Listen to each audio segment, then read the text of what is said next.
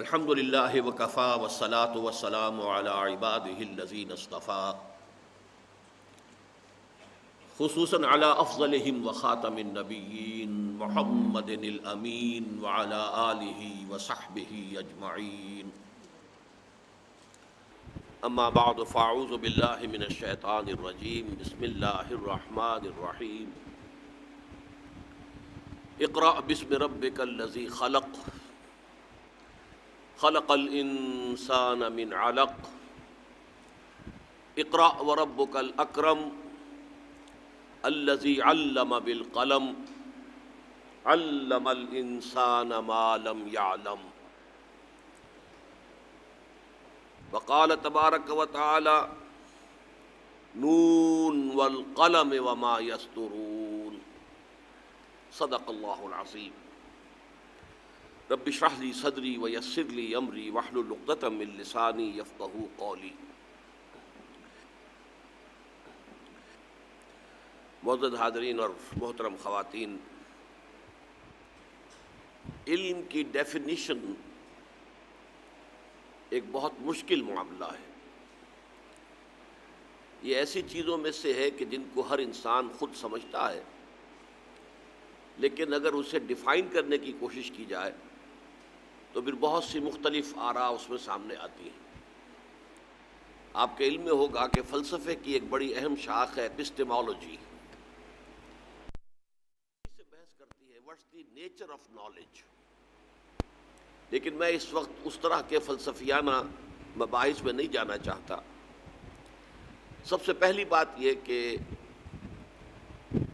اسلام میں ازروع قرآن جو علم کی اہمیت ہے، اس کا اس سے اندازہ ہوتا ہے کہ جو پہلی وحی نبی اکرم صلی اللہ علیہ وسلم پر نازل ہوئی، اس میں 2 مرتبہ حکم ہے اقرأ. اقرأ باسم ربک الذی خلق، خلق الانسان من علق، اقرأ وربک الاکرم. 2 ہی مرتبہ لفظ ہے علم، علم الانسان ما لم يعلم، علم بالقلم. پھر جو دوسری وحی آئی وہ اس قلم کی قسم کھا کر نون والقلم وما یسطرون. تو میں سمجھتا ہوں کہ یہی اشارہ کافی ہے کہ ہمارے دین میں علم کی کیا اہمیت ہے. اگرچہ اس موضوع پر بہت سی احادیث بھی ہیں کہ جن میں عام جو مذہبی تصورات ہیں ان کے برعکس یہ بات واضح کی گئی ہے کہ عبادت کے مقابلے میں علم بدرجہ افضل ہے. حضور صلی اللہ علیہ وسلم سے پوچھا گیا کہ ایک شخص ہے کہ جو صرف فرض نماز پڑھتا ہے اور باقی سارا وقت وہ لوگوں کو تعلیم دینے میں، یعلم الناس الخیر، بھلائی کی تعلیم دینے میں صرف کرتا ہے، اور ایک شخص وہ ہے جو پوری رات کھڑا رہتا ہے، نوافل میں عبادت کرتا ہے، روزانہ روزہ رکھتا ہے. ان میں سے افضل کون سا ہے؟ حضور نے فرمایا کہ وہ جو عالم ہے کہ جو صرف فرض نماز پڑھتا ہے، کوئی نوافل ادا نہیں کرتا، لیکن باقی سارا وقت لوگوں کو خیر کی تعلیم دینے میں صرف کرتا ہے، اس کی فضیلت اس عابد پر جو رات بھر نماز پڑھتا ہے اور ہمیشہ روزہ رکھتا ہے اتنی ہی ہے جتنی کہ میری فضیلت ہے تم میں سے کسی ادنا آدمی پر. کفضیلتی علی ادناکم، یعنی صحابہ میں سے. ظاہر بات ہے صحابہ میں بھی درجات ہیں. حضرت ابوبکر صدیق کا درجہ، حضرت عمر فاروق کا درجہ، تو ان میں جو ادنا سب سے کم درجے کا جو صحابی ہے اس پر جو فضیلت حضور کو ہے صلی اللہ علیہ وسلم، اب اس کا کیا آپ تصور کریں گے، کیا ریشو پروپورشن قائم ہوگی. حضور نے یہ تمثیل اختیار کی. تو میں صرف اسی پر اکتفا کر رہا ہوں، اس لیے کہ میرا اصل میں جو آج کا موضوع ہے وہ ہے علم کی اقسام. یہ بہت بنیادی مسئلہ ہے اس وقت، اور انسان اس میں زبردست ٹھوکریں کھا رہے ہیں، اور بڑی محرومی کا انسان کے لیے بندوبست ہو گیا ہے علم کی محدودیت کی وجہ سے. اور دجالیت کہ جو سب سے بڑا فتنہ ہے تاریخ انسانی کا، اس کے اصل سبب یہی ہے کہ علم کی ان اقسام کو نہیں سمجھا گیا اور صرف ایک قسم کے اوپر پوری توجہ انسانوں نے مرکوز کر دی ہے، اور دوسری جو شاخ ہے علم کی اس سے آنکھیں بند کر لی۔ میں نے یہ علم کی دو قسمیں اسے ایک خاکے کے ذریعے سے واضح کیا ہے، وہ آپ کے سامنے تقسیم کر دیا جائے گا۔ عنوان قرار دیا ہے العلم و علمان، علم الابدان و علم الادیان۔ یہ غالباً علامہ ابن خلدون کا مقولہ ہے۔ علم دو طرح کا ہے، علم دو علم ہیں، العلم و علمان، دو قسم کے ہیں۔ ایک علم الابدان، بدن کہتے ہیں فزیکل باڈی کو، knowledge of the physical world, physical material, physical bodies, اور علم الادیان، اور دوسرا علم جو ہے وہ دینوں کا علم ہے، مذاہب کا علم ہے۔ تو جیسا کہ میں نے عرض کیا کہ یہ غالباً مقولہ ہے علامہ ابن خلدون کا، اس لیے میں نے ابن خلدون لکھ کر آگے سوالیہ نشان لگا دیا ہے۔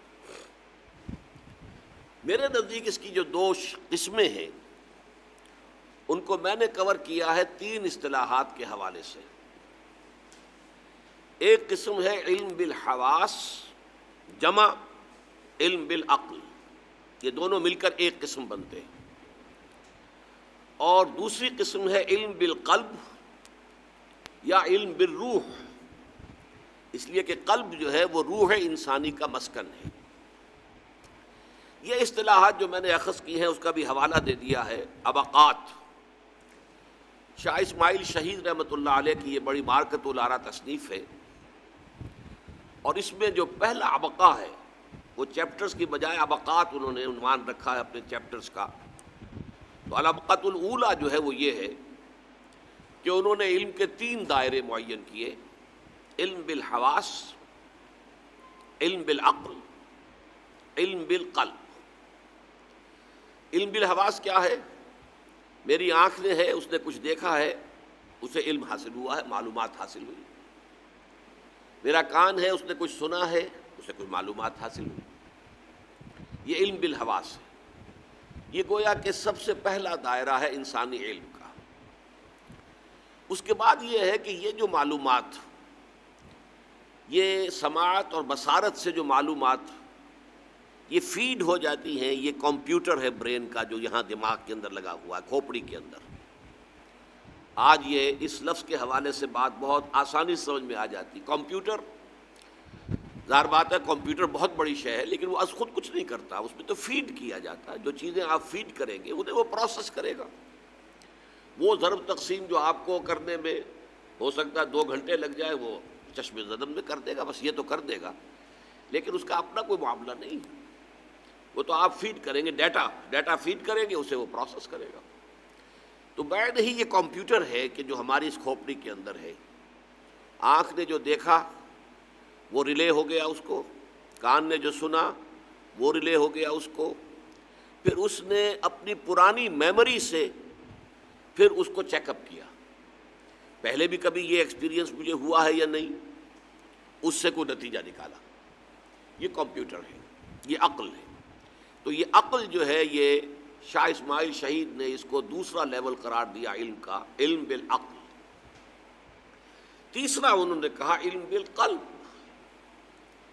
اس آنکھ، اس کان یا دوسرے حواس خمسہ جتنے بھی ہیں، ان سے آزادانہ طور پر اور اس عقل سے ماورا، اس عقل سے ماورا، اس کمپیوٹر سے بالکل جدا، انڈیپینڈنٹلی انسان کو کچھ علم اپنے دل سے ذریعے سے حاصل ہوتا ہے۔ اور دل کو میں نے یہاں پر اس کے بریکٹ میں روح رکھ کر، اس سے مراد کیا ہے کہ در حقیقت یہ ہے علم بالروح، روح کے ذریعے سے علم کا حاصل ہونا۔ یہ تو اصطلاحات جو ہیں یہ شاہ اسماعیل شہید کی ہیں، جو پوتے ہیں شاہ ولی اللہ دہلوی رحمۃ اللہ علیہ کے، بہت بڑے عالم بھی اور مجاہد بھی، اور شہید ہوئے بالا کوٹ میں، آپ کے علم میں ہے۔ لیکن یہ کہ یہاں میں آگے بڑھنے سے پہلے آپ کو یہ بتا دوں کہ میرے نزدیک انسان کی شخصیت جو ہے یہ ایک کمپوزٹ شخصیت ہے، مرکب شخصیت ہے۔ اس میں ایک حیوانی وجود ہے، ایک روحانی وجود ہے۔ دو وجود آپس میں جڑ گئے ہیں، کیسے جڑ گئے یہ ہم نہیں جانتے۔ حیوانی وجود میں بھی دو چیزیں جڑی ہوئی ہیں، جسم اور جان۔ حیوان میں بھی جسم بھی ہے، جان بھی ہے، گدھے میں، گھوڑے میں، کتے میں، بلی میں، سب کچھ ہے، لیکن یہ جسم اور جان کیسے جڑے ہوئے وہ ہم نہیں جانتے۔ اتصال بے تکیف بے قیاس کیسے جڑے ہوئے یہ ہم نہیں جانتے، آج بھی نہیں جانتے۔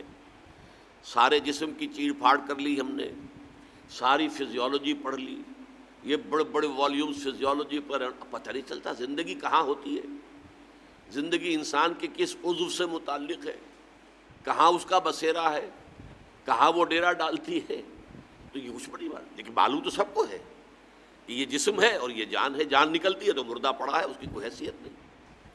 تو جس طریقے سے یہ جسم اور جان آپس میں جڑے ہوئے ہیں، جس کو کہ ہم سمجھ نہیں سکتے، اتصال بے تکیف بے قیاس، متصل تو ہیں لیکن نہ تو اس کی کیفیت ہمیں معلوم ہے کہ کیسے متصل ہیں، نہ ہم کسی شے پر قیاس کر سکتے کہ ایسے متصل ہیں، مثال بھی ممکن نہیں۔ اتصال بے تکیف بے قیاس، اسی طرح کا اتصال ہے اس حیوانی وجود میں، جو حیوانی وجود مجموعہ ہے جسم اور جان کا، اور دوسری طرف ایک روحانی وجود میں، وہ روحانی وجود کہ جس کے بارے میں قرآن مجید میں بار بار آتا ہے وَنَفَخَ فِيهِ مِن رُوحِهِ، یا وَنَفَخْتُ فِيهِ مِن رُوحِي، جب میں اس آدم کی، اس کی تخلیق مکمل کر لوں اور اس میں پھر اپنی روح میں سے پھونک دوں، فَقَعُوا لَهُ سَاجِدِينَ، تو پھر اس کے سامنے سجدے میں گر جانا۔ یہ حکم دیا، دو جگہ قرآن مجید میں یہ آیت آئی ہے۔ اور ان ارواح کے بارے میں ہمیں معلوم ہے کہ ان کی تخلیق بہت پہلے ہوئی ہے۔ ہمارے جو جسمانی تخلیق ہے، اب میں عمر کے 70ویں برس میں ہوں، تو 69 برس تو میں نے ظاہر بات ہے اس دنیا میں گزارے ہیں۔ اس سے پہلے 9 مہینے میں نے اپنی والدہ کے پیٹ میں بسر کیے ہیں، اس وجود نہیں تھا، لیکن میری روح وہ تو ہمیشہ سے ہے۔ ہمیشہ سے مراد یہ نہیں کہ معاذ اللہ، اللہ تعالیٰ جو ہمیشہ سے اس شان کے ساتھ، لیکن یہ کہ اس کو پیدا کر دیا گیا تھا بہت پہلے۔ اللہ تعالیٰ نے تخلیق کا جو آغاز کیا ہے تو سب سے پہلے ارواح انسانی اور ملائکہ، وہ بھی ارواح ہے، روح ہے، روح الامین، روح القدس، حضرت جبرائیل کو کیا کہتے ہیں، وہ بھی روح ہے۔ ہماری ارواح اور ملائکہ یہ پیدا کر دیے گئے تھے، اور پھر ہماری ارواح سے اللہ نے عہد لیا تھا، الستو بربکم قالوا بلی، کیا میں تمہارا رب اور مالک نہیں ہوں؟ اور سب نے، ہم نے کہا تھا کہ کیوں نہیں، یقیناً آپ ہی ہمارے رب ہیں اور مالک ہیں۔ وہ ارواح جو ہے وہ اس وقت پیدا کی گئی۔ پھر جب آدم کے جسد کی تخلیق ہو گئی تو روح آدم اس میں پھونک دی گئی۔ پھر آدم کی نسل کے اندر جب پیدائش شروع ہوئی تو یہ حدیث ہے متفق علیہ حضرت عبداللہ ابن مسعود سے کہ رحم مادر میں 4 مہینے تک تو وہ جو جنین ہے، امبریو، وہ زندہ تو ہوتا ہے، حیوان تو ہوتا ہے، انسان نہیں ہوتا۔ 40 دن نطفہ، 40 دن علقہ، 40 دن مضغہ، پھر ثم یرسل الملک، پھر فرشتہ بھیجا جاتا ہے، فینفخ فیہ الروح، جو اس میں روح پھونک دیتا ہے۔ وہ جو عالم ارواح میں اس کی روح تھی، فرشتہ اس کو لے کر آتا ہے اور اس جنین کے اندر پھونک دیتا ہے، تو اب وہ انسان بن گیا۔ پہلے حیوان انسان تو تھا 4 ماہ تک، وہ جنین، وہ امبریو، لیکن ابھی انسان نہیں تھا، انسان بنا ہے 4 مہینے کے بعد، جبکہ اس میں روح پھونک دی گئی۔ یہ دو وجود جو ہیں جس طریقے سے آپس میں ملے ہوئے ہیں، اس وقت صرف یہ بات بتانی ہے کہ جیسے ہمارے جسمانی وجود کی ایک آنکھ ہے جو دیکھتی ہے، ایک کان ہے جو سنتا ہے، ایک یہ دماغ ہے جو سوچتا ہے، پروسیس کرتا ہے، سینس ڈیٹا جو اسے ملتا ہے اسے پروسیس کر کے نتیجے نکالتا ہے، نتیجوں کو پھر کہیں سٹور کرتا ہے، پھر نیا مشاہدہ کرتا ہے، نئی معلومات حاصل ہوتی ہیں، وہ پچھلی جو میموری ہے اس کے ساتھ ٹیلی کرتا ہے، کوئی نیا نتیجہ سامنے آیا پھر اسے سٹور کرتا ہے۔ تو ایک تو یہ ہمارے جسم کا معلومات کا حصول کا ایپریٹس ہے جو ہمارے حیوانی وجود میں، ایک ہماری روح کی بھی عقل ہے، ہماری روح کی بھی آنکھ ہے، لیکن یہ آنکھ نہیں، وہ غیر مرئی آنکھ ہے، اسے ہم دیکھ نہیں سکتے۔ اس کے بھی کان ہیں لیکن یہ کان نہیں ہے، وہ غیر مرئی کان ہے، وہ روح کے کان، روح کے کان، روح کی آنکھ، روح کی عقل۔ اور ان سب کو قرآن مجید متعلق قرار دیتا ہے قلب سے۔ سورہ حج میں فرمایا فَتَكُونَ لَهُمْ قُلُوبٌ يَعْقِلُونَ بِهَا، ان کے قلب ہوتے جس سے کہ یہ عقل حاصل کرتے، اس سے تعقل کرتے، اس سے بات کو سمجھتے۔ اور اسی طرح سورہ اعراف میں فرمایا لَهُمْ قُلُوبٌ لَا يَفْقَهُونَ بِهَا، ان لوگوں کے دل تو ہیں لیکن ان سے یہ سوچتے نہیں ہیں۔ دل بھی سوچتا ہے، دل کی سوچ روح کی سوچ ہے، دل کا تعقل روح کا تعقل ہے، اور ہمارے حیوانی وجود کا تعقل اس ذہن کا تعقل ہے۔ یہ دو سورسز آف نالج ہیں which are absolutely independent of each other، ان کا آپس میں کوئی تعلق نہیں۔ ایک سورس جو ہمارے حیوانی ذرائع علم کے ذریعے سے آتے ہیں اور عقل حیوانی کے ذریعے سے اس کے اندر ہم پروسیس کر کے نتائج اخذ کرتے ہیں اور قدم بقدم آگے بڑھ رہے ہیں، اور ایک ہماری روحانی سوچ، روح کی عقل، روح کا دیکھنا، اس لیے کہ قرآن کہتا ہے فَإِنَّهَا لَا تَعْمَى الْأَبْصَارُ وَلَكِن تَعْمَى الْقُلُوبُ الَّتِي فِي الصُّدُورِ، یہ آنکھیں اندھی نہیں ہوتی۔ ابو جہل کی یہ آنکھ اندھی نہیں تھی، ابو لہب کی یہ آنکھ اندھی نہیں تھی، بڑی بڑی آنکھوں والا تھا، بہت خوبصورت، جیسے کہ دہکتا ہوا انگارہ ہو ایسی اس کی رنگت تھی، لیکن دل کا اندھا تھا، دل کی آنکھ جو ہے وہ اندھی تھی۔ وَلَكِن تَعْمَى الْقُلُوبُ الَّتِي فِي الصُّدُورِ، وہ دل اندھے ہو جاتے ہیں جو سینوں کے اندر ہے۔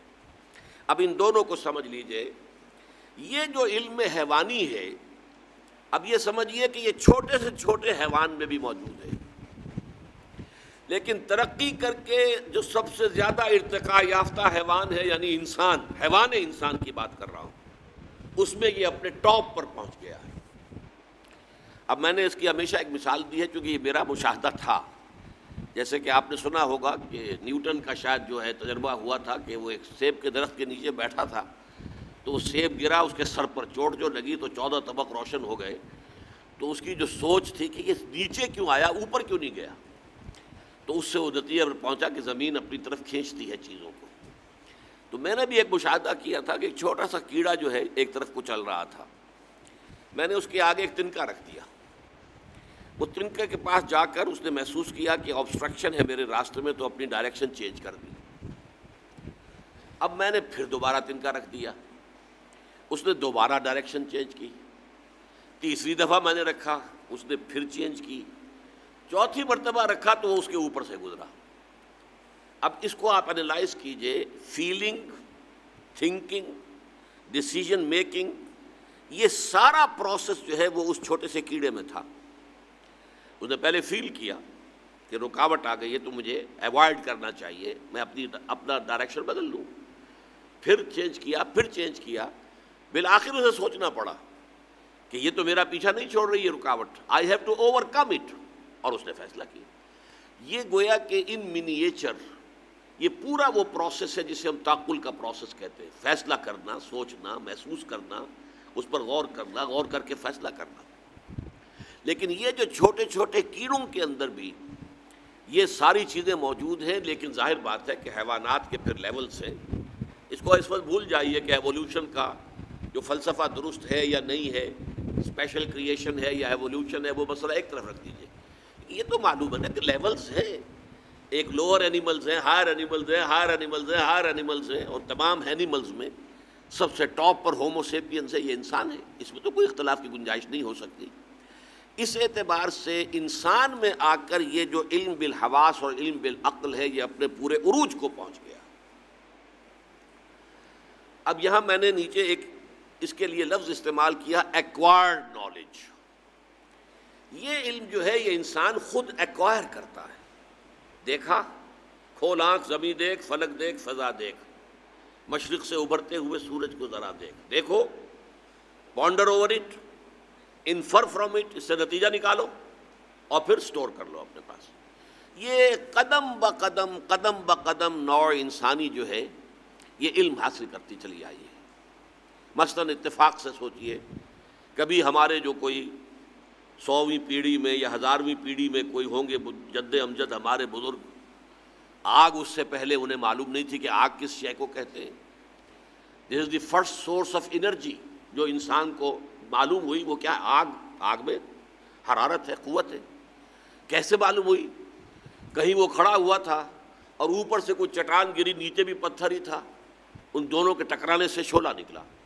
یہ دیکھ لیا اس نے، آبزرو کیا. اب اس نے ایکسپیریمنٹ کیا، پھر اس نے خود ٹکرایا، شعلہ نکلتا ہے اور اس سے کوئی چیز جلتی ہے. گویا کہ اس طریقے سے آگ انوینٹ ہو گئی، آگ کی ایجاد ہو گئی.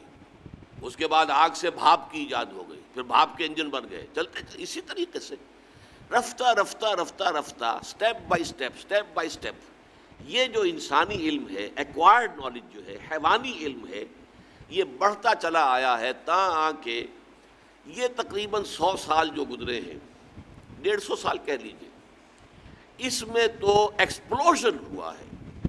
اس علم کا دھماکہ ہوا، اتنا پھیلا ہے، اتنا پھیلا ہے، اتنا پھیلا ہے. انسان کا یہ علم اس درجے کو پہنچ چکا ہے کہ نیچے، اور اسی کی بنیاد پر پھر ٹیکنالوجی اس انتہا کو پہنچ چکی ہے کہ میں نے اقبال کے ایک شعر کا حوالہ دیا ہے نیچے: عروج آدم خاکی سے انجم سہمے جاتے ہیں کہ یہ ٹوٹا ہوا تارا مہ کامل نہ بن جائے. لیکن یہ علم جو ہے، یہاں میں نے حوالہ دیا ہے قرآن مجید میں سورہ بقرہ کے 4 رکوع کا.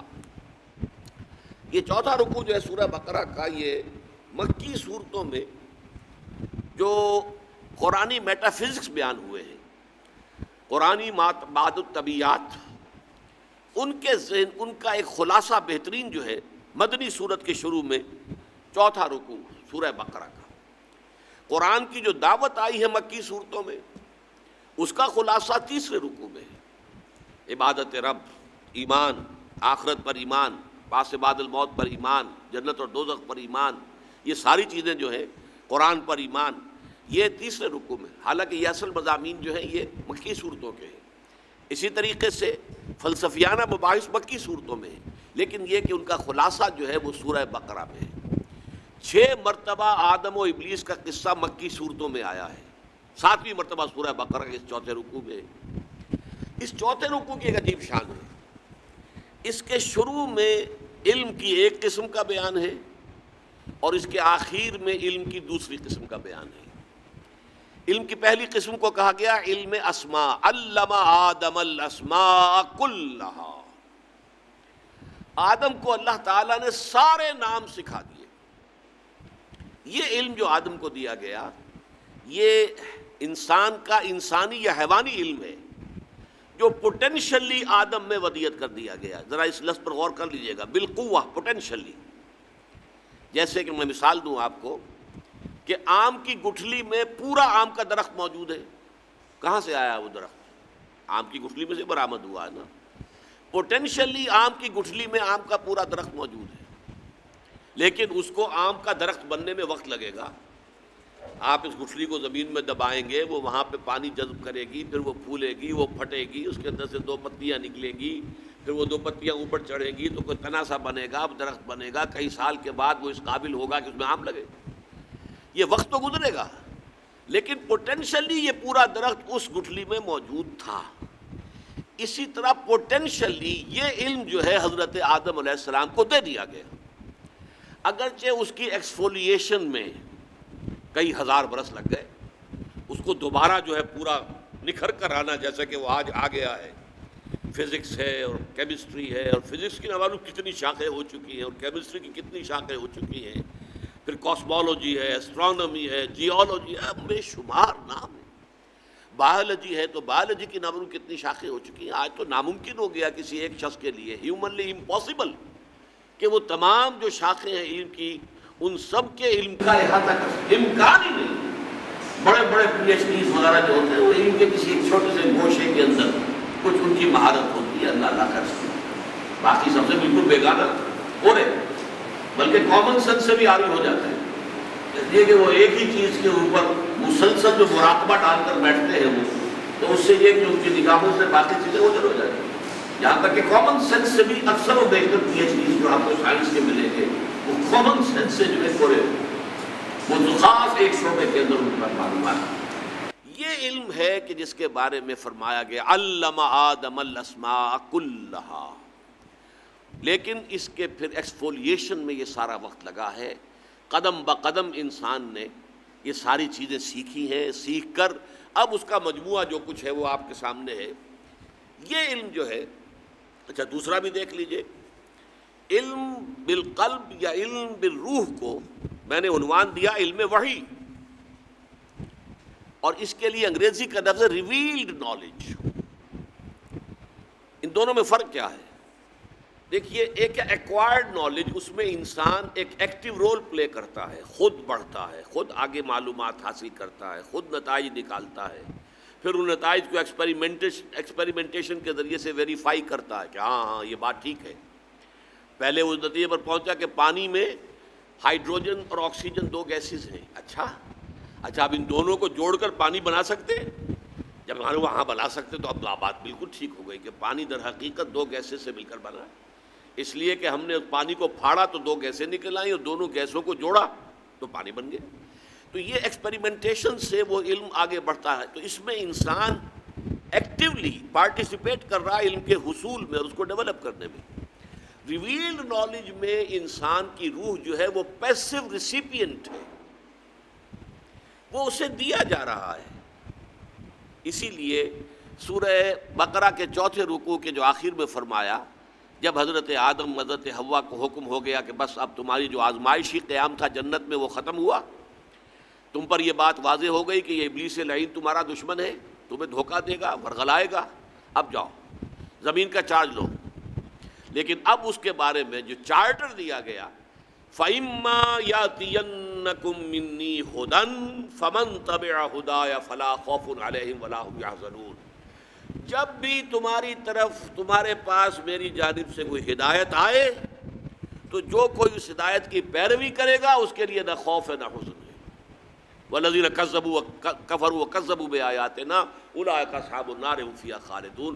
جو ہماری آیات کو جھٹلائیں گے، تکذیب کریں گے، انکار کریں گے، وہ جہنمی ہوں گے، ہمیشہ اس میں رہیں گے۔ یہ چارٹر ہے ہمیشہ کے لیے۔ لیکن یہ آتا ہے علم اوپر سے، اس میں انسان یا انسان کی روح یا انسان کا دل یہ در حقیقت پیسو ریسیپینٹ ہے، یہ خود حاصل نہیں کرتا ہے بلکہ اس کو عطا کیا جاتا ہے۔ اس لیے یہ ریویلڈ نالج ہے۔ تو ایکوائرڈ نالج جو خود اپنی محنت سے حاصل کیا گیا، ریویلڈ نالج کہ جو اللہ کی طرف سے دیا جاتا ہے۔ ایکوائرڈ نالج علم بالحواس جمع علم بالعقل، اور یہ جو ہے یہ علم بالوحی، اگرچہ وحی کی دو اقسام ہے وہ بعد میں بیان کروں گا، لیکن یہ جو ہے یہ علم بالوحی ہے، اس کو علم بالروح بھی کہہ سکتے ہیں، علم بالقلب بھی کہہ سکتے ہیں۔ یہ علم بالوحی ہے، فَإِمَّا يَأْتِيَنَّكُم مِّنِّي هُدًى۔ اب آگے چلیے، یہ جو انسانی علم ہے اس کے دو حصے ہو گئے۔ ایک ہے خالص فزیکل سائنسز کا علم۔ فزیکل سائنسز آپ کو معلوم ہے فزکس ہے، سب سے بنیادی تو فزکس ہی ہے، طبیعیات، پھر اس کی شاخیں ہوتی چلی گئی، پھر کیمیا کا علم آ گیا، پھر اور آ گیا، پھر یہ کاسمولوجی اور ایسٹرونومی، یہ سارے علوم آتے چلے گئے۔ ان کے اوپر پھر ٹیکنالوجی کی بنیاد قائم ہوئی۔ اچھا، اگر آگ کے اندر یہ انرجی ہے تو ہم کیسے استعمال کریں اسے؟ ہم نے گوشت پکانا شروع کر دیا۔ پہلے وہ گوشت ہمارے جو بڑے آباء و اجداد ہوں گے وہ کچا ہی کھاتے ہوں گے، جیسے کہ درندے کھاتے ہیں، پکانا تو انہیں نہیں آتا ہوگا اس کو، لیکن اس کے بعد انہوں نے پکانا شروع کیا۔ پھر جب دیکھا کسی نے کہ یہ ہانڈی جو چڑھی ہوئی تھی آگ کے اوپر، اس کے اوپر ڈھکنا خود بخود ہل رہا ہے، بھئی یہ کیسے ہل رہا ہے؟ کون ہلا رہا ہے اسے؟ معلوم ہے نیچے سے جو سٹیم ہے اس میں کچھ انرجی ہے، طاقت ہے کہ جس نے اس جو ڈھکنا ہے اسے ہلا دیا ہے۔ اچھا، تو سٹیم اسے ہارنس کرو، اب اس کو جوتو، ہل کے اندر جیسے آپ بیلوں کو جوتتے ہیں، اس سٹیم کو جوتو، سٹیم انجن بنائے، وغیرہ وغیرہ۔ یہ تو ہے خالص فزیکل سائنسز اور خالص ٹیکنالوجی۔ یہ آج کل سائنس جب ہم کہتے ہیں تو اسی سے مراد یہی ہوتی ہے، سائنس اینڈ ٹیکنالوجی۔ اور یہ چیز جیسا کہ میں عرض کر چکا ہوں، بڑھتے بڑھتے بڑھتے بڑھتے بڑھتے بڑھتے اب وہاں پہنچ گئی ہے کہ دجالیت، وہ میں بعد میں بیان کروں گا، دجالیت کا معاملہ بہت قریب آ گیا، اور وہ اسی لیے آیا ہے کہ یہ سائنس اور ٹیکنالوجی اس انتہا کو پہنچ گئی، عروج آدم خاکی سے انجم سہمے جاتے ہیں کہ یہ ٹوٹا ہوا تارا مہ کامل نہ بن جائے۔ لیکن اس کے علاوہ جو ہے انسان کی عقل نے کچھ اور چھلانگیں بھی لگائیں۔ وہ کیا چھلانگیں تھیں؟ ہم نے اپنی عقل سے جو کچھ علم حاصل کیا ہے اس سے نتائج نکال کر ذرا سمجھنے کی کوشش کریں کہ کائنات ہے کیا، ہم کون ہیں، کہاں سے آئے، زندگی کی حقیقت کیا ہے؟ یہ کائنات ہمیشہ سے ہے، ہمیشہ رہے گی، یا کسی گیون ٹائم پر اس کی پیدائش ہوئی اور اس کی تخلیق ہوئی اور صرف ایک گیون پیریڈ آف ٹائم کے لیے؟ What's the reality? یہ جس کو ہم کہیں گے فلسافیکل میٹا فزیکل تھاٹ، عقل نے کوشش کی چھلانگیں لگا کر، اس لیے کہ ظاہر بات ہے کہ اگرچہ یہ علم جو دوسرا تھا سائنس اور ٹیکنالوجی کا، یہ تو قدم بہ قدم چل رہا تھا، اور ایک زمانہ وہ تھا چند سو سال پہلے کہ بہت تھوڑا سا ذخیرہ اس علم کا انسان کے پاس تھا، لیکن ہر انسان کو یہاں زندگی بسر کرنے کے لیے کچھ رائے بنانی ضروری ہے۔ مثلاً یہ اس کائنات کا کوئی خالق ہے یا نہیں ہے؟ اگر ہے تو میرا طرز عمل کچھ اور ہوگا، اگر نہیں ہے تو کچھ اور ہوگا۔ اچھا، مجھے مرنے کے بعد دوبارہ جینا ہے یا نہیں ہے؟ کوئی حساب کتاب ہے یا نہیں ہے؟ اگر میں سمجھوں کہ ہاں جینا ہے، مرنے کے بعد اور حساب کتاب بھی ہے، جزا و سزا بھی ہے، تو میرا طرز عمل کچھ اور ہوگا، اور اگر نہیں ہے تو بابر بعیش کوش کے عالم دوبارہ نیست، عیش کرو، کھاؤ پیو، ایٹ ڈرنک اینڈ بی میری، ڈونٹ کیئر حلال سے ہے کہ حرام سے ہے کہ صحیح ہے کہ غلط ہے، جس بھی تمہاری عیش کر سکتے ہو کرو۔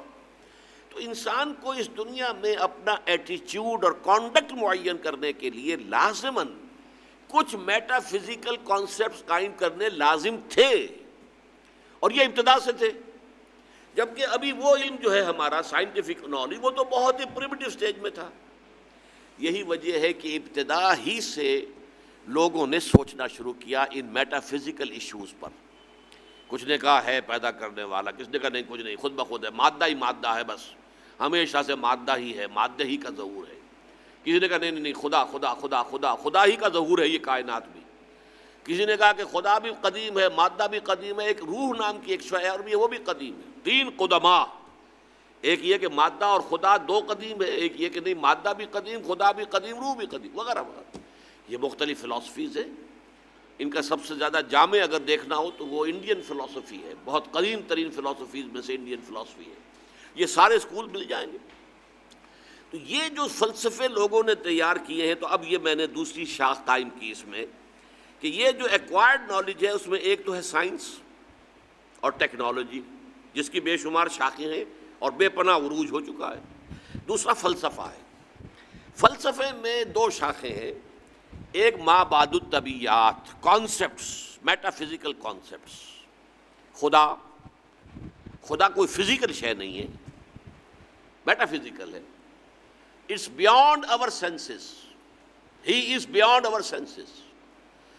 Life after death, it is beyond our senses. کوئی اینجلز ہیں یا نہیں ہیں، it's beyond our senses. Metaphysics میں پھر شاخیں آ جاتی ہیں، اس میں علم کی حقیقت، جیسا کہ میں نے شروع میں آپ کو کہا تھا علم کیا ہے، how does a man acquire knowledge, knowledge کہتے کسے؟ پھر اسی میں اخلاقیات، یہ نیکی اور بدی واقعتاً کوئی حقیقتیں ہیں یا ایسے ہی ہم نے ڈھکوسلے بنا لیے، ایسے ہی ہم نے کچھ چیزوں کو نیکی قرار دے دیا، کچھ چیزوں کو بدی قرار دے دیا، یا یہ کہ نیکی اور بدی کی کوئی مستقل ویلیوز ہیں، moral values, are they permanent, are they real, یا یہی ہے nothing is good or bad, only thinking makes it so. یہ آپ کو ایک محاورہ آج کے دور کا، nothing is good or bad, نہ کوئی شے اچھی ہے نہ کوئی بری ہے، یہ تو ہمارے سوچ نے اس کو بنا دیا۔ دو مردوں کی شادی میں کیا برائی ہے، ایک مرد شوہر ہو، ایک مرد جو ہے بیوی ہو۔ اب تو باقاعدہ چرچ میں بھی شروع ہو چکی ہے، دو مردوں کی شادی کا معاملہ چرچ میں شروع ہو گیا، چرچ میں باقاعدہ سولمنائز کی گئی۔ کیا حرج ہے اس میں؟ اس کو خام خواہ لوگ برا سمجھتے ہیں۔ تو یہ ساری چیزیں جو ہیں یہ ہے میٹا فزکس، ما بعد الطبیعیات۔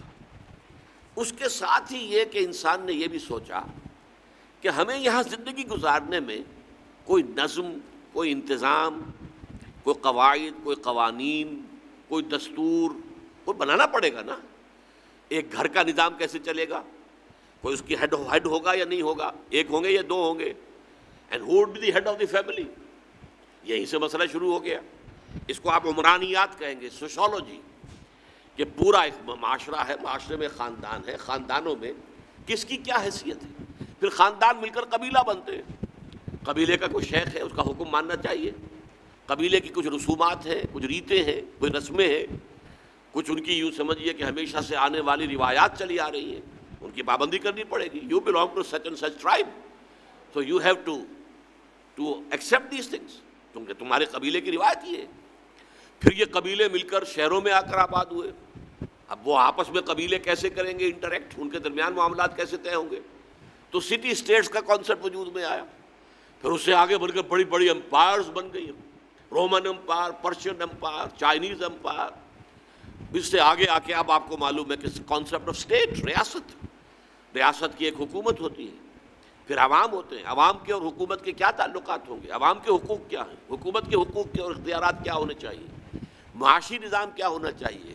کیا لین دین جائز ہوگا, کیا لین دین حرام ہوگا, کس کو ہم ویلڈ قرار دیں گے, کون سا انویلڈ قرار پائے گا, شادی ہوگی تو کس طور سے ہوگی, اس کے قواعد کیا ہوں گے, قوانین کیا ہوں گے, اولاد کس کی شمار ہوگی, ماں کی یا باپ کی, وغیرہ وغیرہ. یہ سارا ہے عمرانیات, سوشولوجی. اب اس میں آپ پولیٹیکل سائنس کو بھی لے لیجئے, اکنامکس کو لے لیجئے, اس میں یہ سارے کے سارے اب آ جائیں گے. یہ ہے سوشولوجی. یہ سب انسان عقل سے کام لے رہا ہے, ابھی اس نے غور و فکر کیا ہے. تو ایکوائرڈ نالج کی دو شاخیں ہو گئی. ایک شاخ ہے pure physical sciences on which is based the technology. اس وقت دنیا میں عروج پر شاید وہی ہے. دوسرا ہے میٹا فزکس. آخر میٹا فزیکل جو بھی پرابلمز ہیں ان کا بھی کوئی نہ کوئی حل تو ہونا چاہیے. اس سے پھر معین ہوگا انسان کا کیا ایٹیچیوڈ ہو, کیا اس کا رویہ ہو, ہاؤ ہی شوڈ بیہیو. اس کے سارا. اور پھر عمرانیات, ہمیں اپنے معاشرے کو آرگنائز کرنا ہے, اپنی ریاست کو آرگنائز کرنا ہے, اپنی قومی زندگی کو آرگنائز کرنا ہے, اپنے سماج کو آرگنائز کرنا ہے. اس کے اصول کیا ہوں گے, قواعد کیا ہوں گے, قوانین کیا ہوں گے. یہ میں نے ایک مکمل کر لیا ایکوائرڈ نالج. ایکوائرڈ نالج علم بالحواس جمع علم بالعقل. اس کی دو شاخیں ہو گئی. نمبر ایک pure physical sciences, science and technology. Number دو فلاسفی. اور فلاسفی کی دو شاخیں ہیں, ایک میٹا فزکس اور ایک سوشولوجی. سوشل سائنسز انہیں کہہ دیتے ہیں, سوشل سائنسز. پولیٹیکل سائنس کہلاتی ہے وہ. سیاسیات جو ہے پولیٹیکل سائنس. اسی لیے میں نے وہاں ایڈ کیا پیور فزیکل سائنسز. وہ ایک ہے سائنس جسے ہم عام طور پر کہتے ہیں, وہ فزیکل سائنسز ہے, لیکن یہ بھی سائنسز کہلاتی ہیں, سوشل سائنسز. اس کے اندر پولیٹیکل سائنس ہے, اس میں اکنامکس ہے, اس میں اور ہے. اب دوسری طرف آئیے, علم بالقلب, علم بالروح, علم بالوحی.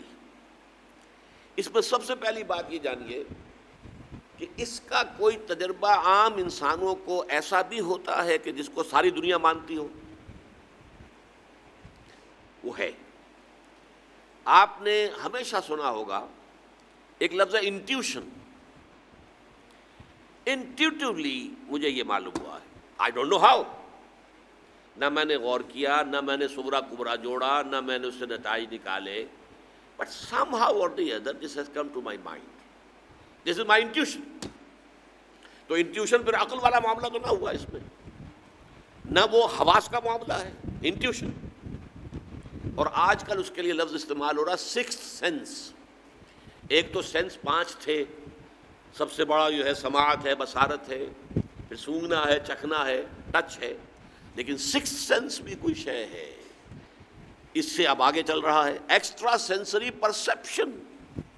وہ ایکسٹرا سینسری, ان 5 سینسری آرگنز کے علاوہ بھی انسان کو پرسیپشن ہوتی ہے. وہ کون سی ہوتی ہے پھر؟ ظاہر بات ہے وہ روح کی پرسیپشن ہے, یہ روح کی عقل ہے, یہ روح کا دیکھنا ہے, یہ روح کا سننا ہے, یہ روح کا سوچنا ہے.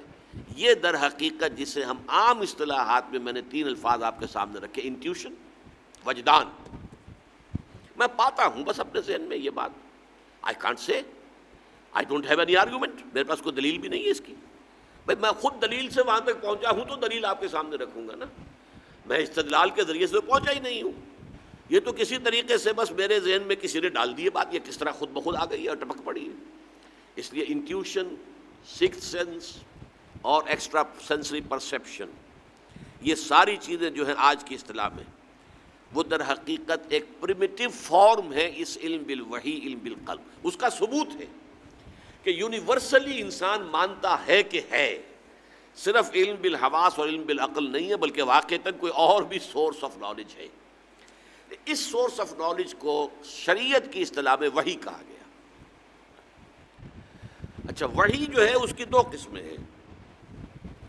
ایک ہے وحی محفوظ، اس میں نہ تو انسان کا اپنا نفس در اندازی کر سکے اور نہ ہی کوئی جنات ایول فورسز جو ہیں، القائے شیطانی جو ہے اس کے اندر کوئی دخل دے سکے. یہ وحی محفوظ کہلاتی ہے. یہ وحی محفوظ صرف انبیاء کو آتی ہے. ایک ہے وحی غیر محفوظ. وحی غیر محفوظ میں القاء، یہ سکس سینس، میرے دل میں یہ بات آ گئی، یہ خواب میں کوئی چیز دیکھ لی، رؤیا صادقہ، خواب میں ایک واقعہ دیکھا اور چند دن کے بعد وہ واقعہ واقعتاً ظہور پذیر ہو گیا. How could I imagine? یہ خواب اس طرح کا خواب تو نہیں ہے کہ میرے اپنے ذہن سے کوئی چیز نکلی ہو اور اس نے ایک شکل اختیار کر لی، میرے تو ذہن میں تھا ہی نہیں، یہ واقعہ ابھی ظہور پذیر ہوا ہی نہیں. How could I see it? How could I foresee it? پہلے دیکھ سکتے. یہ تمام چیزیں جو ہیں وحی غیر محفوظ ہیں. وحی غیر محفوظ عام انسان کو بھی ہوتی ہے، وحی محفوظ صرف نبی کو ہوتی ہے. اور نبی کو جو یہ غیر محفوظ وحی ہوتی ہے عام لوگوں کو، ظاہر بات ہے کہ نبی بھی تو ایک انسان ہے نا، تو نبی کو بھی بحیثیت ایک بشر کے وہ دوسری قسم کی وحی بھی ہوتی ہے، لیکن نبی کی وہ وحی بھی محفوظ ہے. نبی کے خواب میں بھی شیطان در اندازی نہیں کر سکتا. نبی کے خواب میں بھی اس کے اپنے نفسانی خواہشات جو ہیں وہ در اندازی نہیں کر سکتے. تو نبی کے لیے وہ وحی خفی، اب یہ دو الفاظ آ گئے، وحی خفی، وحی جلی. یہ محفوظ وحی جو ہے یہ وحی نبوت ہے. اور وحی نبوت کے دو حصے ہیں، وحی جلی اور وحی خفی. وحی جلی تو باقاعدہ وربل ریولیشن جو ہوئی ہے، وہ الفاظ اللہ کے ہیں. وحی خفی کیا ہوتی ہے کہ ایک دل میں خیال ڈال دیا گیا، اس کو انٹرپریٹ خود نبی کرتا ہے. وہ خیال آتا ہے دل میں، الفاظ اللہ کے نہیں ہوتے، الفاظ نبی کے ہوتے ہیں. چنانچہ جو احادیث ہے اکثر و بیشتر وہ وحی خفی پر مبنی ہے.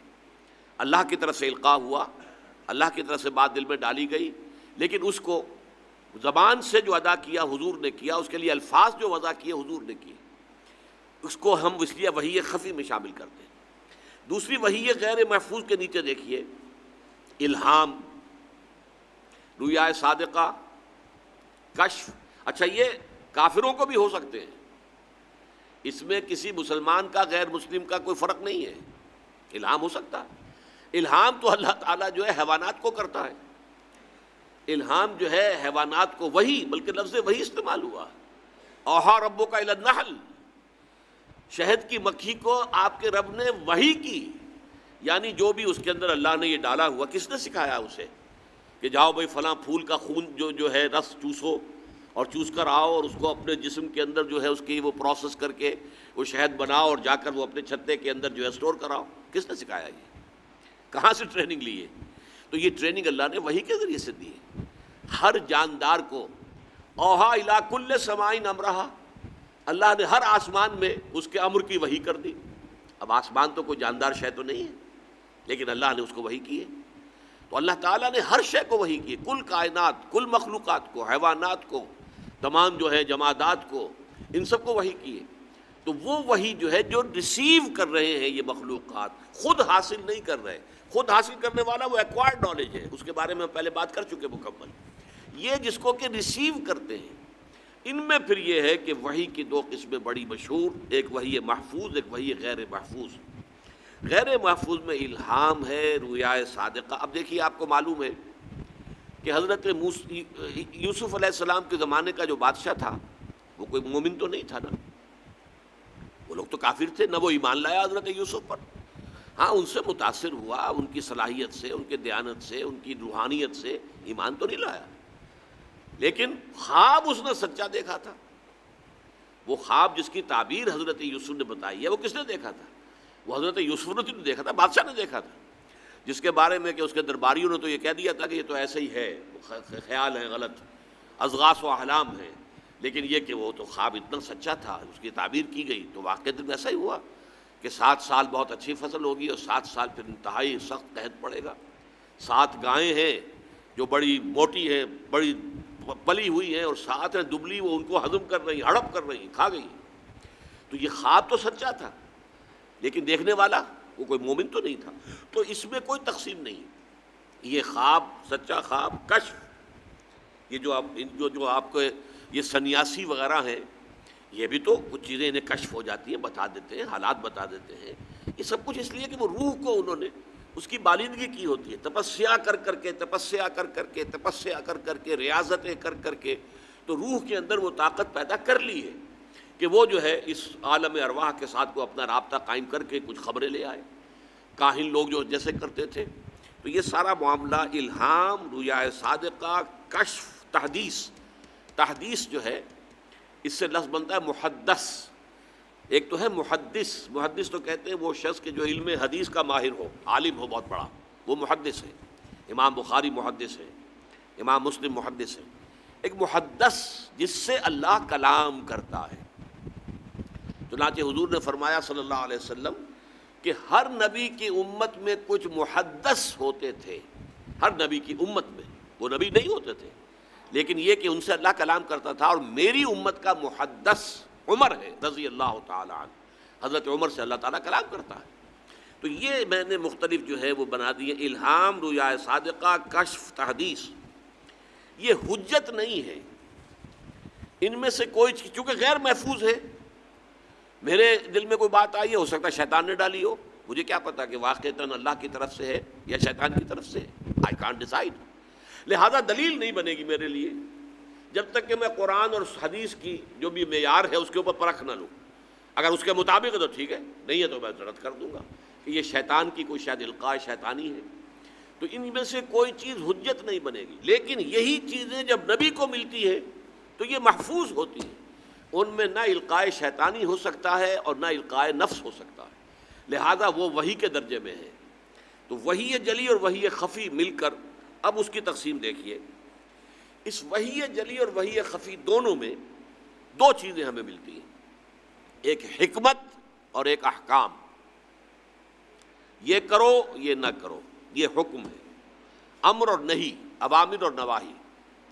اور ایک ہے حکمت، اس میں بھی فلسفہ ہے.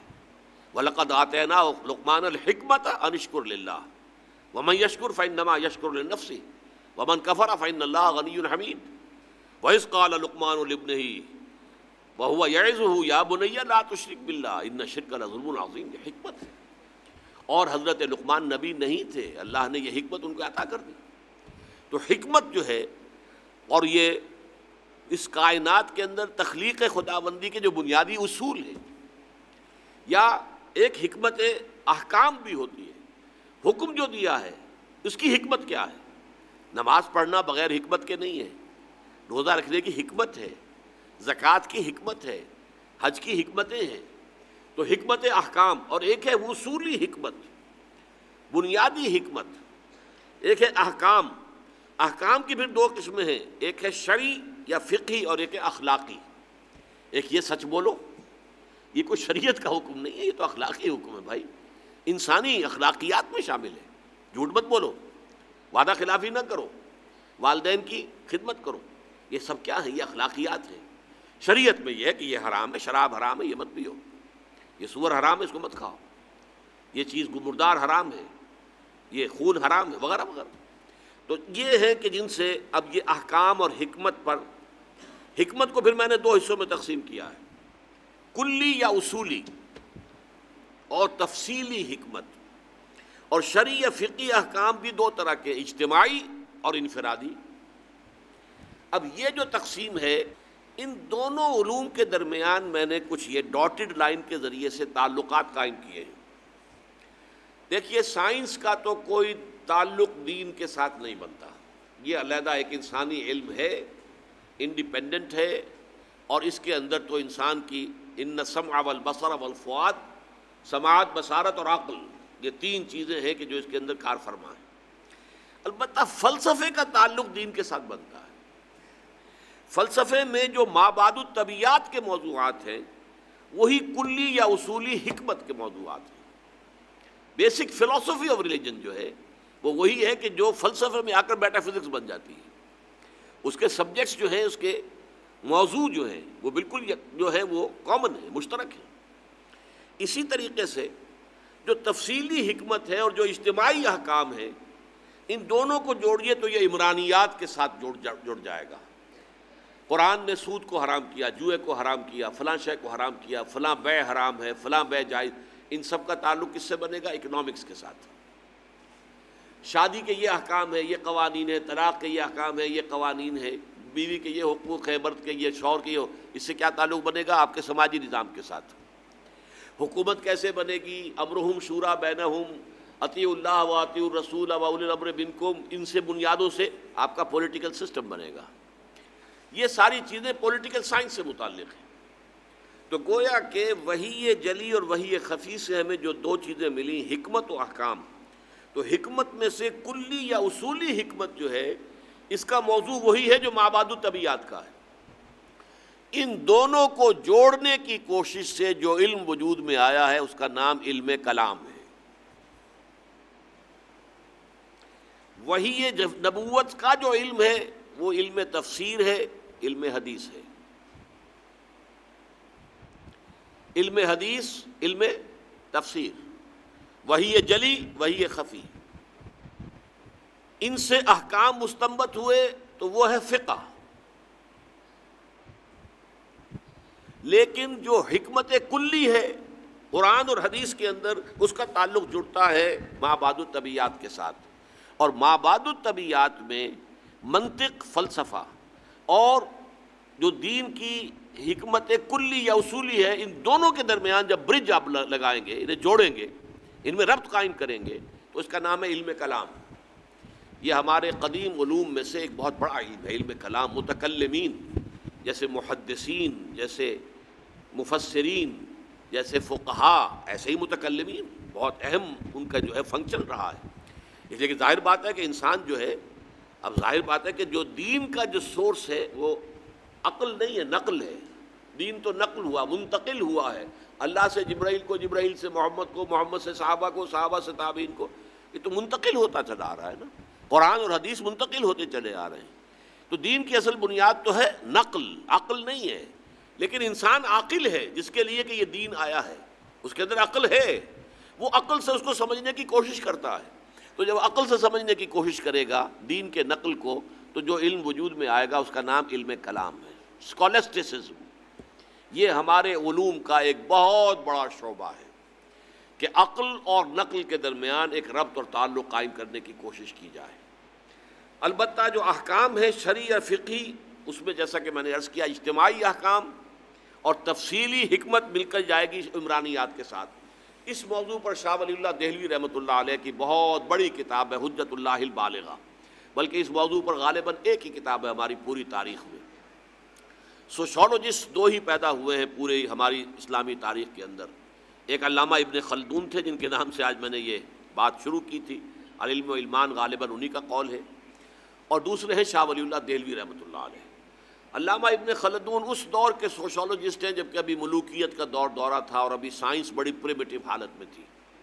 شاہ ولی اللہ اس دور کے آدمی ہیں جب کہ سائنس کا ایکسپلوژن ہونے والا تھا، ہوا نہیں تھا ابھی، لیکن عوامی دور آ چکا تھا، یورپ میں عوامی دور کا آغاز ہو چکا تھا۔ لہذا جہاں تک شاہ ولی اللہ کی کتاب کا تعلق ہے، وہ اپنے موضوع پر واحد کتاب ہے کہ انہوں نے حکمتیں بیان کی ہیں۔ نماز کی کیا حکمت ہے، پھر یہ کہ نماز کے یہ 5 اوقات جو ہیں ان میں کیا حکمتیں ہیں، وضو کی کیا حکمت ہے، وضو کے اندر اعمال کی ترتیب ہے تو اس میں کیا حکمت ہے، یہ ساری حکمتیں، روزے میں کیا حکمتیں ہیں۔ تو تمام افعال جو ہیں شرعی، ان کی حکمتوں کو انہوں نے بیان کرنے کی کوشش کی ہے۔ کہیں آپ اس سے اختلاف کریں، کہیں اتفاق کریں، لیکن واقعہ یہ کہ یہ موضوع اپنی جگہ پر بہت اہم ہے، اس لیے کہ یہ تمام احکام اللہ کے ہوئے، اور مقولہ پرانا ہے کہ فعل الحکیم لا یخلو عن الحکمہ، کسی حکیم اور دانا ہستی کا کوئی بھی فعل جو ہے وہ حکمت سے خالی نہیں ہوتا۔ اب یہ ہمارا کام ہے کہ حکمت تلاش کریں، اور یہی چیز جو حضور صلی اللہ علیہ وسلم کا جو 4 گانا ایک فرائض منصبی بیان ہوئے ہیں قرآن مجید میں 4 جگہ پر، 2 جگہ سورہ بقرہ میں، ایک سورہ آل عمران میں، پھر سورہ جمعہ میں۔ سورہ جمعہ کی آیت هو الذی بعث فی الامیین رسولا منہم یتلو علیہم آیاتہ ویزکیہم ویعلمہم الکتاب والحکمہ۔ یہ حکمہ جو ہے، تعلیم حکمت، یہ تعلیم اور تربیت نبوی کا سب سے اونچا درجہ تخصص جس کو کہنا چاہیے، یہ ہر شخص کے لیے نہیں ہے، اس کے لیے بہت اعلیٰ اور اونچی صلاحیت ذہنی مطلوب ہے۔ لیکن کتاب، حکم، کتب علیکم الصیام، کتب علیکم القتال، جہاں کوئی حکم آیا ہے قرآن میں وہ کتبہ کے ساتھ آیا، ان الصلاۃ کانت علی المؤمنین کتابا موقوتا، کتاب حتیٰ یبلغ الکتاب اجلہ، یہاں تک کہ جو قانون میں شریعت کے اندر عدت کا وقت مقرر کیا گیا ہے وہ پوری ہو جائے۔ یہ ساری چیزیں جو ہیں جہاں بھی حکم آتا ہے وہ کتاب کے لفظ سے آتا ہے، کتبہ کتاب۔ اس حوالے سے احکام ہے کتاب، اور حکمت یہ ہے در حقیقت سب سے اونچا جو ہے وہ قرآن میں بھی ہے، حدیث میں بھی ہے۔ لیکن یہ کہ یہ سب سے اونچا ہے تعلیم و تربیت نبوی کا درجہ تخصص سمجھیے کہ تعلیم حکمت ہے، یہ ہے۔ البتہ ایک نقطہ جو لکھا ہوا ہے اس کے بالکل بائیں ہاتھ پر، میں نے جو کہا تھا کہ غیر محفوظ وحی جو ہے یہ ہر انسان کو ہو سکتی ہے، علم بالوحی، علم بالقلب، یہ ہر ایک انسان کو ہو سکتا ہے۔ خاص طور پر جو انسان ذرا ریاضتیں مشقتیں کر کے اپنے نفس کو مارے، کھانا پینا یہ وہ دنیاوی لذتیں ان سب سے ترک تعلق کر کے تو روح کو کچھ تھوڑا سا ریلیف دے اور ریلیز کرے اسے، یوں سمجھیے کہ جیسے کسی شخص کے جو ہے آپ لٹکایا ہوا ہے اور اس کے پاؤں سے ایک بہت بڑا بوجھ جو ہے وہ بھی ٹانگ دیا ہے، کھینچ رہا ہے وہ نیچے، تو ہماری روح کو جو ہمارا بدن ہے اور اس کے تقاضے ہیں وہ زمین کی طرف کھینچتے ہیں، وَلَٰكِنَّهُ أَخْلَدَ إِلَى الْأَرْضِ، زمین کی طرف جو ہے دھنستا چلا گیا بلعام بن باعورہ، اور روح آسمان کی طرف جانا چاہتی ہے، وہ وہاں سے آئی ہے، اللہ کی طرف سے آئی ہے۔ یسألونک عن الروح قل الروح من امر ربی۔ جو لوگ روح کے پاؤں میں پڑے ہوئے ان بندھنوں کو ذرا ہلکا کر دیتے ہیں ان کی روح پھر پرواز کرتی ہے، اور جب پرواز کرتی ہے تو یہ علم بالروح جو ہے وہ اسے حاصل ہو سکتا ہے، وہ چاہے ہندو ہو، چاہے پارسی ہو، سکھ ہو، کوئی ہو۔ یہی اسی وجہ سے ان کے ہاں درویشوں کے ہاں، ان کے سادھوؤں کے، ان کے تپسیا کرنے والوں کے جو ہے وہ آپ کو اسی طریقے کے ساری کرامات آپ کو مل جائیں گی جیسی کرامات ہمارے اولیاء اللہ اور بزرگوں کی بیان ہوتی ہے، وہ مل جائیں گی۔ لیکن یہ کہ اس میں جو میں نے بات نیچے کی ہے وہ یہ ہے کہ یہ چیز جو ہے اگرچہ دین میں حجت نہیں ہے، لیکن اگر یہ کیفیت مجھے اور آپ کو کسی درجے میں حاصل نہ ہو تو پھر ایمان جو ہے وہ صرف سمعی ایمان رہ جائے گا، قلب سے اس کی تصدیق ہوگی اسی وقت جب کہ روح کے اندر کوئی زندگی موجود ہے۔ روح اگر بیدار نہیں، بڑا پیارا شعر ہے جس کا میں نے حوالہ دیا ہے نیچے، تو عرب ہو یا عجم ہو تیرا لا الہ الا لغت غریب جب تک تیرا دل نہ دے گواہی۔ عرب ہونا جو ہے کافی نہیں ہے کہ عربی جانتا ہے تو لا الہ الا اللہ کا مفہوم سمجھ گیا وہ ہو نہیں، قرآن سمجھ لیا اس نے، عرب ہے تو قرآن اس کو آتا ہے، نہیں۔ تو عرب ہو یا عجم ہو تیرا لا الہ الا لغت غریب، اجنبی زبان ہے تیرے لیے، چاہے تو عرب ہے لیکن لا الہ الا اللہ تیرے لیے اجنبی شے ہے جب تک تیرا دل نہ دے گواہی۔ تیرا لا الہ الا لغت غریب جب تک تیرا دل نہ، گواہی کب دے گا دل؟ جب یہ دل گواہی دیتا ہے تبھی وہ حقیقی ایمان کی شکل بنتی ہے۔ ربنا اننا سمعنا منادیا ینادی للایمان ان آمنوا بربکم فآمنا، یہ جو ندا آئی تھی محمد کی صلی اللہ علیہ وسلم، یہ ابو بکر کے کانوں میں بھی ٹکرائی ہے، لیکن ابو بکر کے کانوں کے ساتھ ہی فوراً دل سے اس کی تصدیق بھی برآمد ہو گئی، وہ موجود تھا وہاں اندر قلب ابو بکر صدیق کے اندر، وہاں دیر نہیں لگی۔ حضور فرماتے ہیں کہ جس شخص کے سامنے بھی میں نے بات رکھی اس نے تھوڑا سا یا کم توقف کر کے بات مانی، سوائے ابو بکر کے کہ ایک لحظے کا توقف نہیں کیا، اس لیے کہ جیسے ہی وہ ابو بکر کے کانوں کے پردے سے ٹکرائی ہے اسی وقت اس کے قلب سے اس کی تصدیق بھی برآمد ہو گئی۔ تو یہ جب تک نہ ہو اس وقت تک پھر یہ ایمانیات جو ہیں یہ بس سنی ہوئی چیز ہوتی ہیں، وہ آپ کے لیے سمع ہے صرف، اس کے لیے قلب کی گہرائی سے اس کی تصدیق برآمد نہیں ہوتی۔ اب آخری نقطہ میں بیان کر دوں، جہاں تک علم بالعقل اور علم بالحواس کا تعلق ہے، میرا یہ گمان ہے، آئی ایم ناٹ 100% شور اپ ٹل ناؤ، لیکن میرا گمان غالب ہے کہ اس زمین پر اقتدار اور غلبے کا تعلق جو ہے وہ اسی سے ہے۔ آج یہ اقوام کیوں اس دنیا میں غالب ہیں کہ علم بالعقل اور علم بالحواس کے اندر وہ ہم سے بہت آگے نکل.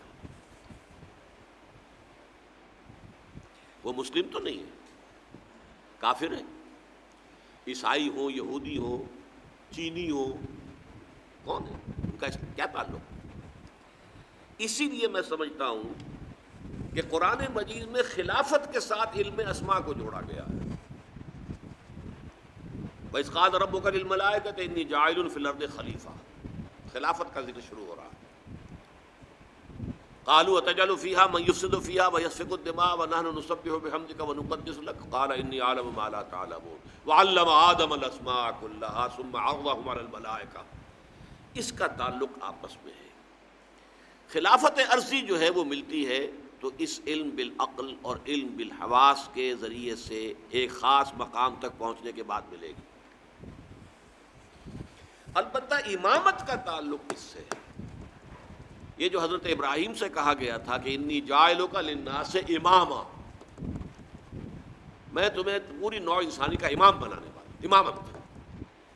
اور یوں سمجھیے کہ محمد الرسول اللہ صلی اللہ علیہ وسلم کی ذات گرامی میں یہ خلافت اور امامت دونوں جمع ہو گئی.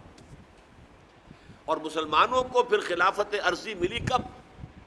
جبکہ انہوں نے اس وقت کے جو بھی علوم تھے ان کو بھی ایکوائر کر لیا. اگر منجیق انہوں نے بنائی ہوئی تھی تو انہوں نے بھی بنانی سیکھ لی، اور اگر ایرانی جو ہے وہ خندق کھودتے تھے تو انہوں نے بھی خندق کھودنی جو ہے وہ سیکھ لی. وہ تمام جو اس وقت کے علوم تھے ان کو حاصل کیا ہے. اور اس کے ساتھ امامت، علم بالوحی، علم بالوحی کے ساتھ تعلق ہے امامت کا، اور علم بالحواس اور علم بالعقل کے ساتھ تعلق ہے خلافت کا. میں کئی دفعہ کہہ چکا ہوں، اب آخری نقطہ ہے اصل میں، اور وہ یہ ہے کہ دجالیت کسے کہتے ہیں. دیکھیے اللہ نے گویا کہ انسان کو یہ دو آنکھیں دی تھیں، دو علم دیے تھے. ایک علم پوٹینشلی تو ودیت کر دیا آدم کے اندر، لیکن اس کے حصول کا اپریٹس جو ہے نسل آدم میں رکھ دیا. آنکھ سے دیکھو، کان سے سنو، دماغ سے سوچو، چلو. دی بال واز سیٹ رولنگ. اب وہ گیند جو ہے وہ لڑکا دی گئی، چلتی جائے چلتی جائے چلتی جائے چلتی جائے. ایک علم یہ تھا. دوسرا علم فَإِمَّا يَأْتِيَنَّكُم مِّنِّي هُدًى. ہر سٹیج پر تمہارا یہ علم تو ابھی سٹیج بائی سٹیج چلے گا. ہر سٹیج پر ہم تمہیں ہدایت بھیجتے رہیں گے. ہدایت سے مراد کیا؟ یہ کرو، یہ نہ کرو، do this, don't do this. اسی میں تمہاری خیر ہے، اسی میں بھلائی ہے، لیکن تم جانتے نہیں، تم سمجھ نہیں سکتے، تمہیں ابھی فہم نہیں ہے. بچے کو آپ کہتے ہیں بھائی یہ مت کرو، آپ یہ نہیں سمجھا سکتے کہ کیوں نہ کرو. وہ بچہ ابھی کیا سمجھے گا کیوں نہ کرو. ہاں بڑا ہو کر جو ہے اس کی سمجھ میں آ جائے گا کہ واقعی بات صحیح کہی گئی تھی، مجھے یہ نہیں کرنا چاہیے تھا. تو ابتدا میں جو احکام آئے ہیں وہ صرف احکام، حکمت ابھی نہیں دی گئی تھی، پھر رفتہ رفتہ حکمت دی گئی. تورات میں صرف احکام ہے، حکمت ہے ہی نہیں. انجیل میں صرف حکمت ہے، احکام ہے ہی نہیں. قرآن میں آ کر حکمت اور احکام جمع ہو گئے. کتاب اور والحکمہ یہ دونوں کے دونوں آ گئے. لیکن انسان نے جب ایک آنکھ کر لی بند، یہ ہوا ہے پوسٹ رینائسنس یورپ. یورپ میں جو انتہائی تاریکی چھائی ہوئی تھی، نہ سائنس کا علم پڑھنے کی اجازت تھی، نہ فلسفہ کا علم پڑھنے کی اجازت تھی. پوپ کا اقتدار، بدترین ملوکیت، دو طرح کا اقتدار، ایک بادشاہی اور ایک پوپائی، پوپ کا. اور نہ سائنس پڑھ سکتے ہو، سائنس کی کتاب بھی کسی کے گھر سے نکل آئی تو زندہ جلا دیا جائے گا. فلسفے کی کتاب کسی گھر سے نکل آئی تو زندہ جلا دیا جائے. حالانکہ سائنس اور فلسفہ دونوں کا آغاز اس سے بہت پہلے ہو چکا تھا یونان میں اور انڈیا میں. یہ دو جو ہیں اصل میں ancient centres of science and فلسفی بوتھ. لیکن یہ کہ یہ جو دور تھا میڈیول ایجز جن کو کہتے ہیں یورپ میں، ڈارک ایجز انہیں کہتے ہیں، یہ ہمارے تاریخ ادوار ہیں تاریخ کے. سائنس اور فلسفہ دونوں کی تعلیم جو ہے بند. اب جب کہ ہسپانیہ کی یونیورسٹیوں سے، اسپین کے اندر یہ یونیورسٹیاں تھیں، قرطبہ کی، غرناطہ کی، تولیتلا کی، یہاں آئے جرمنی سے لوگ، اٹلی سے لوگ، فرانس سے لوگ، اور یہاں سے علم حاصل کر کے گئے. ان کی آنکھیں کھولی. آنکھیں کھول کر جا کر انہوں نے اپنے ملکوں کے اندر تحریکیں شروع کی. احیاء العلوم، رینائسنس، ریفارمیشن، مذہب کے اندر اصلاح. اس کے نتیجے میں یہ علم شروع ہوا وہاں. اب دوبارہ لیکن مذہب کے خلاف شدید نفرت پیدا ہو چکی تھی پوپ کے طرز عمل کی وجہ سے۔ انہوں نے ہمیں روکے رکھا، سائنس پڑھنے سے روکے رکھا، انہوں نے ہمیں فلسفہ نہیں پڑھنے دیا۔ اس کی وجہ سے جو رد عمل تھا دشمنی کا، تو مذہب سے بالکل انہوں نے آنکھ بند کر لی، مذہب کو دفع کرو، صرف سائنس پڑھو۔ اب نتیجہ کیا نکلا؟ ایک آنکھ بند اور ایک آنکھ چوپٹ کھل گئی۔ یہی تو زمانہ ہے کہ جس میں سائنس کی ساری ہی ایکسپلوژن ہوا ہے، زوردار دھماکے ہوئے، کہاں سے کہاں انسان پہنچ گیا۔ اس میں نتیجہ کیا نکلا ہے کہ وہ ایک آنکھ کی جو ہے یافت، وہ تو آسمان سے باتیں کر رہی ہے اور ایک آنکھ بند ہے۔ یہ دجالیت ہے، اس لیے کانا دجال کہلاتا ہے۔ دو آنکھیں اللہ نے دی تھیں، ایک آنکھ یہ ایکوائرڈ نالج والی، ایک آنکھ ریویلڈ نالج والی۔ ریویلڈ نالج سے آنکھ بند اور ایکوائرڈ نالج والی آنکھ چوپٹ کھل گئی۔ آج ہمیں خواص اشیاء کا علم حاصل ہو چکا ہے، پراپرٹیز آف میٹر، وی نو دم۔ آج ہمیں کاسموس کا علم بہت زیادہ حاصل ہو چکا ہے، اور یہ علم اس حد کو پہنچ گیا ہے کہ چاند کو ہم اپنے پاؤں تلے روند کے آ گئے۔ اس سے آگے نہ معلوم خلا میں کہاں کہاں جو ہے وہ جا رہے ہیں۔ آج کل آپ کو پروب کرنے والی چیزیں جو ہیں وہ مریخ سے بھی آگے کہاں کہاں پہنچ چکے ہیں۔ تو یہ انسان کا جو علم ہے، یہی علم ابھی کچھ اور آگے بڑھے گا تو تمام جو مسٹریز آف نیچر ہیں ان سب کو معلوم کر لے گا۔ موت و حیات، مردہ کو زندہ کرے گا دجال، یہ صلاحیت اس پہ آ جائے گی۔ زمین بنجر پڑی ہوگی، کہے گا کہ اس پہ فصل ہونی چاہیے، ہو جائے گی۔ بارش نہیں ہو رہی، حکم دے گا اور بارش ہوگی۔ فاصلے ختم ہو جائے اور ہو چکے ہیں virtually. This world has become a global village. یہ دجالیت ٹیکنالوجی کی وجہ سے اور فزیکل سائنسز کی ترقی کی وجہ سے، یہ دجالیت جو ہے اب اس مقام تک پہنچنے میں تھوڑی سی کسر رہ گئی ہے۔ یہ ٹوٹا ہوا تارا مہ کامل نہ بن جائے، لیکن یہ مہ کامل اگر یہ اس وحی کی رہنمائی سے مستغنی رہے گا، اگر انہوں نے اپنی آنکھ بند رکھے گا، تو یہ دجال بن جائے گا، دجال اکبر۔ اور یہی در حقیقت اس دور کی سب سے بڑی ٹریجڈی ہے، اس دور کا سب سے بڑا المیہ ہے۔ ہمارا کام کیا ہے؟ دونوں علوم کا حصول۔ اچھا، مذہبی لوگ اس دوسرے علم کو سمجھتے ہیں کہ یہ سیکولر دنیاوی علم ہے، نہیں، یہ بھی علم ہے۔ علامہ آدم الاسماء تو اللہ نے سکھایا تھا، لہٰذا اس کو ڈسکارڈ کر دینا کہ یہ ہمارا دینی علم ہے، نہیں، دین تو در حقیقت پوری دنیا کو محیط ہے۔ لہٰذا یہ جو علم ہے اس کو ہم کہتے ہیں، اس کو بڑا پیارا نام دیا ہے ڈاکٹر رفیع الدین مرحوم و مغفور نے، کہ this universe is the work of God and Quran is the word of God. کتنا فرق ہے؟ ورک، ورڈ کے اور ڈی کا ہی فرق ہے۔ This universe is the work of God, اور اس کی ورکنگ کون چلا رہا ہے؟ اس کو اللہ چلا رہا ہے۔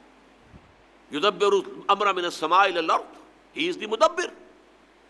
لہذا this science is understanding the work of God and Quran is the word of God۔ ان دونوں کے اندر کوئی تضاد ممکن نہیں ہے۔ کسی انسان کے بھی قول و فعل میں تضاد ہو تو آپ کہتے ہیں بڑا گھٹیا آدمی ہے، کہتا کچھ اور ہے کرتا کچھ اور۔ کیسے ممکن ہے کہ اللہ کے قول اور اللہ کے فعل میں کوئی تضاد ہو؟ یہ ہمارے عقل کا فہم تھا کہ ہم نہیں سمجھتے تھے۔ ہمارا ابھی اللہ کے ورک کا علم اتنا کم تھا، ہم سمجھتے تھے آسمان شاید بس 2-4 میل کے فاصلے پر کوئی چھت ہے، جیسے چھت ہوا کرتی ہے، یہی تصور ہوگا انسان کا۔